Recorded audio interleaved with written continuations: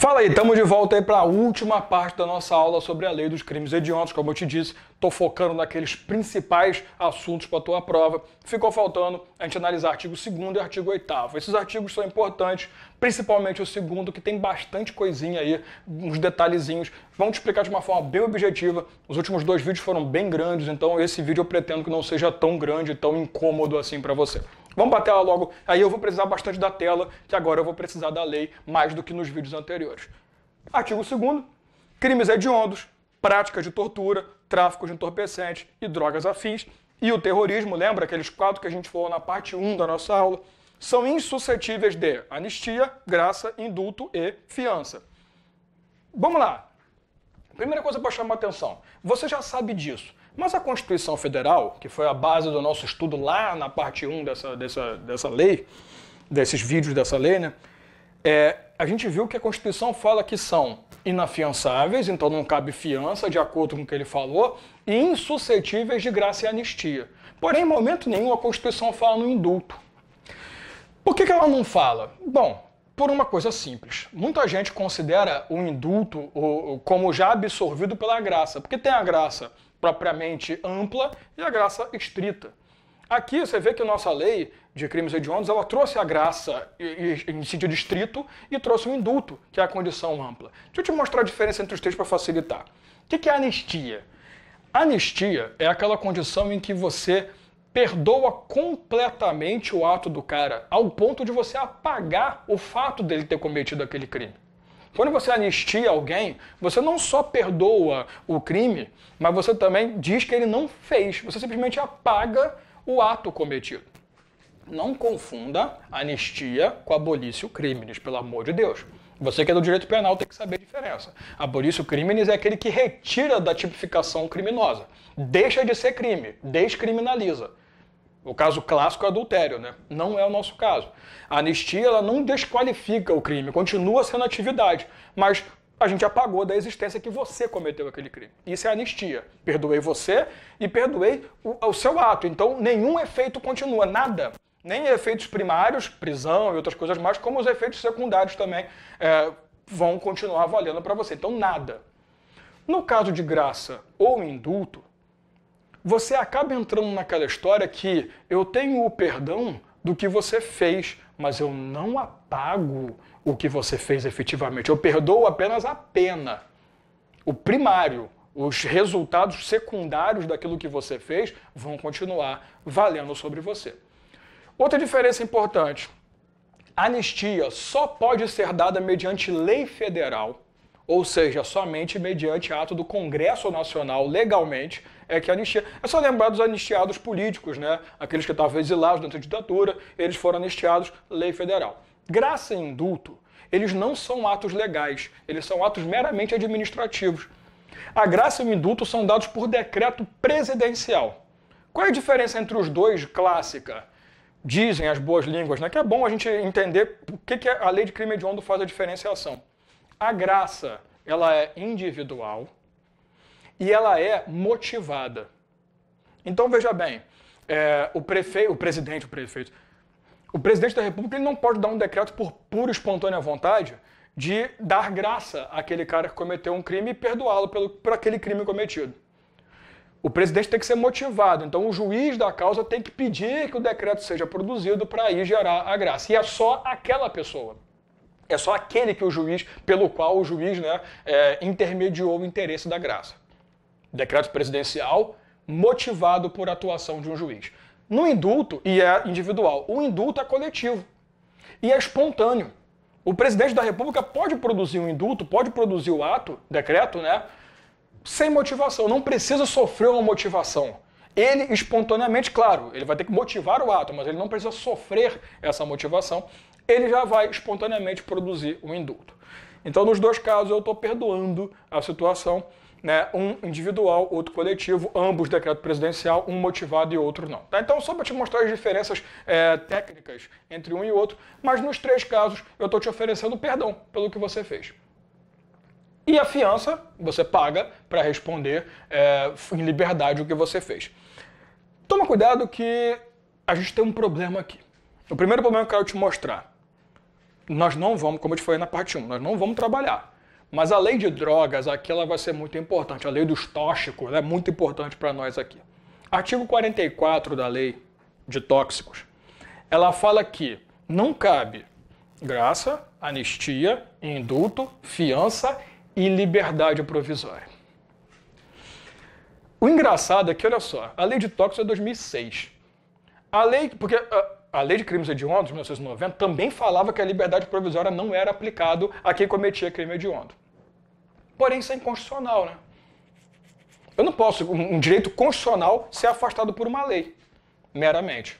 Então, o que aconteceu? Em 2007 foi editada a lei que revogou a liberdade provisória na previsão da lei de crimes hediondos, mas não revogou no texto da lei de tóxicos. É impressionante.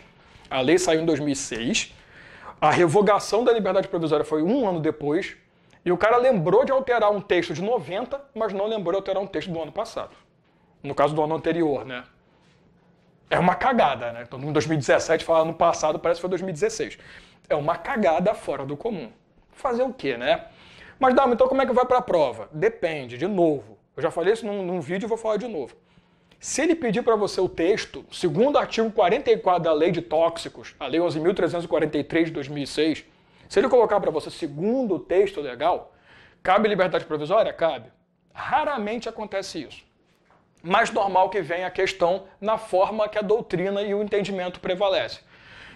Foi burrice, mas a lei de 2007, obviamente, revogou dos dois textos. Só que ele revogou expressamente um e tacitamente, digamos assim, no outro. Então, o entendimento, a doutrina teve que se virar, entende-se que revogou para todo mundo, que é inconstitucional. A liberdade provisória sendo proibida é inconstitucional. Por lei, assim, é inconstitucional. Tá tranquilo? Então, por mais que esteja no texto, só se o enunciado falar segundo o texto.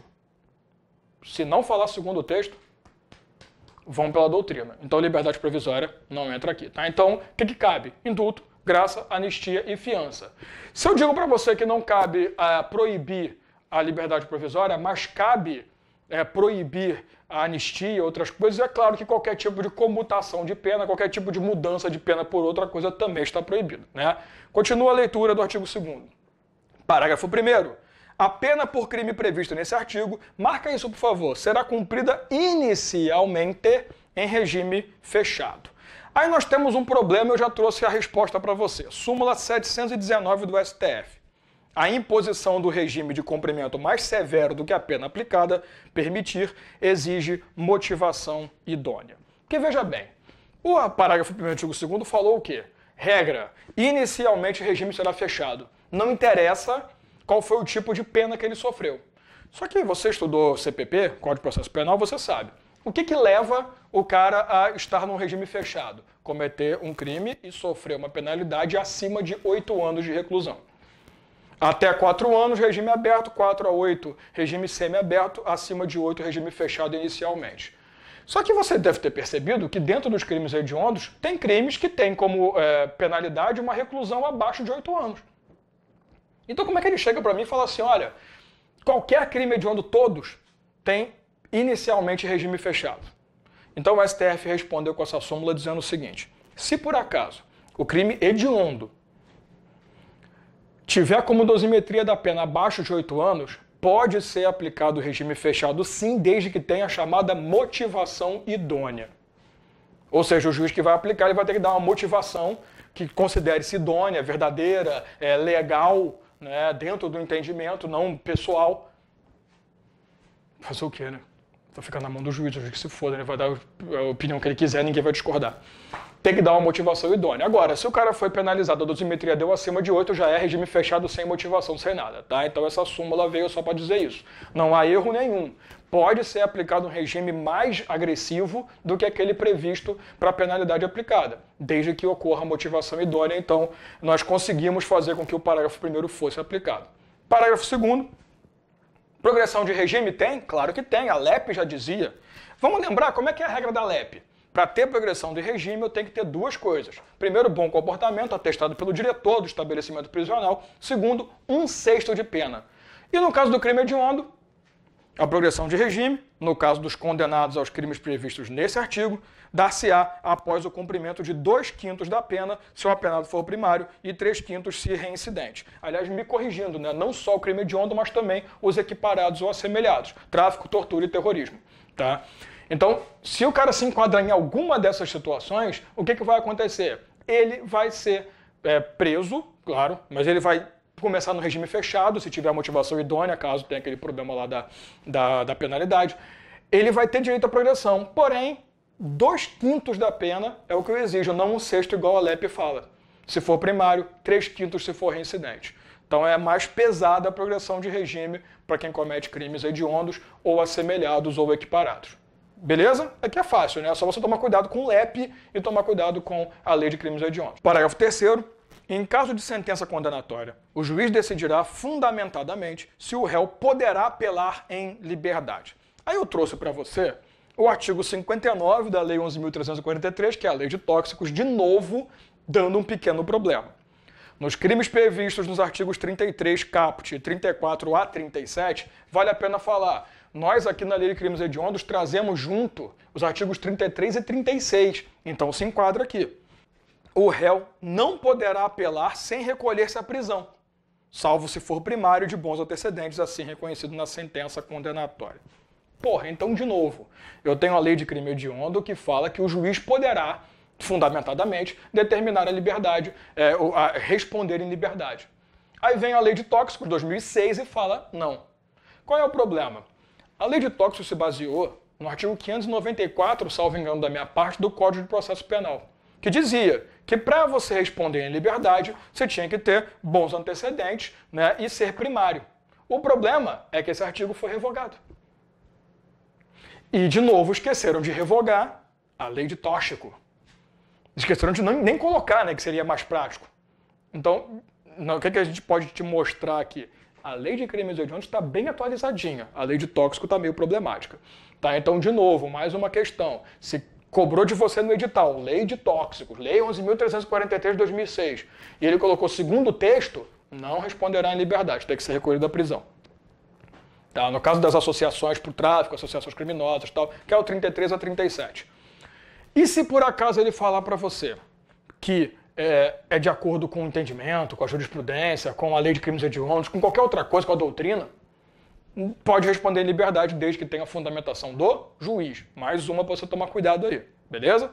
Parágrafo 4º, ele vai falar sobre prisão temporária. E eu vou pedir para você tomar cuidado. O artigo 2º da Lei 7.960, que é a lei da prisão temporária, ele traz a regra. O que o parágrafo 4º fala? No caso dos crimes previstos nesse artigo, ou seja, crimes hediondos e equiparados, no caso deles, a prisão temporária será de 30 dias, podendo ser prorrogada, se tiver uma motivação extrema, por mais 30. Então, mais um cuidado. Você estudou prisão temporária, você sabe que a regra é 5 dias, como base. Se for crime hediondo equiparado, 30 dias. Então, você percebeu que para cada parágrafo tem um problema? Por isso que o artigo 2º eu chamo a atenção, que é um dos mais importantes do mundo. Para a gente poder fechar. Falamos sobre liberdade provisória, que não tem mais aqui. Falamos sobre responder em liberdade. Falamos sobre uma porrada de troço aqui interessante. Artigo 8º. Vão comigo para a tela? Porque a gente vai ter que falar sobre, para fechar mesmo o nosso trabalho, a delação premiada. Vamos nessa. Artigo 8º da nossa Lei de Crimes Hediondos, nosso último artigo, será de 3 a 6 anos de reclusão, pena prevista no artigo 288 do Código Penal, que é o quê? A chamada organização criminosa, a associação criminosa. Quando se tratar de crime hediondo, prática de tortura, tráfico ilícito, o que ele quer dizer aqui? Existe uma penalidade tal aplicável ao artigo 288. Se a associação criminosa, a organização criminosa cometer crimes hediondos ou equiparados, eu tenho a minha penalidade, 3 a 6 anos de reclusão. Aí vem o parágrafo único, que é ele que me interessa. Delação premiada. O participante e o associado que denunciar à autoridade bando ou quadrilha, possibilitando seu desmantelamento, terá pena reduzida de 1 a 2 terços. Então cabe delação premiada sempre quando você está falando em organização criminosa. Olha que ele fala a formação de quadrilha, só para lembrar, é o antigo texto. A nova lei, salvo engano da minha parte de 2015, ela já chama de organização criminosa. E é o nome que se dá hoje ao artigo 288. Tá? Só toma cuidado com uma coisa. Não cabe o artigo 35 da Lei de Tóxicos aqui. A organização com fins de tráfico, ou seja, a organização para tráfico, organização criminosa para tráfico, essa associação para tráfico, ela não é considerada um crime hediondo. Guarda no coraçãozinho. Se cair na tua prova a lei de tóxicos, você tem que saber. Se não cair, você não tem que saber. Somente artigos 33, as associações criminosas consideradas no artigo 33 e 36 da lei de tóxicos também são crimes hediondos. Aí entraria aqui nessa penalidade específica e entraria, consequentemente, a possibilidade de delação premiada. A organização para o tráfico prevista no artigo 35, como é um tipo próprio, autônomo da lei, não é considerado um crime hediondo. Então, se cair na tua prova a lei de tóxico, de novo, você tem que saber 33 e 36 é o que cabe pra gente. 35 não entra. Ah, mas Dalmo não cai. Então ótimo, esquece o que eu estou te falando. Mas só saiba que no caso de organização criminosa, cabe delação premiada. Aí fica mais fácil para quem não tem lei de tóxicos. Tranquilo? Você vê que é uma lei grande, entre aspas, né? Porque é pequenininha, tranquilo, mas tem bastante coisa para a gente observar. A gente fez aí 3 vídeos bem grandes falando dessa lei, mas eu acho que é fácil, né? Se você juntar com direito penal, que você tem que ter um conhecimento, caso tua banca peça, se não pedir, o conhecimento que eu te passei aqui já está mais do que suficiente, mas você tem que ter o Código Penal do seu lado, o CPP, uma outra situação, para entender. Você vê que conhecimento de LEP, conhecimento de lei de tóxico é o mínimo, mas também não faz diferença.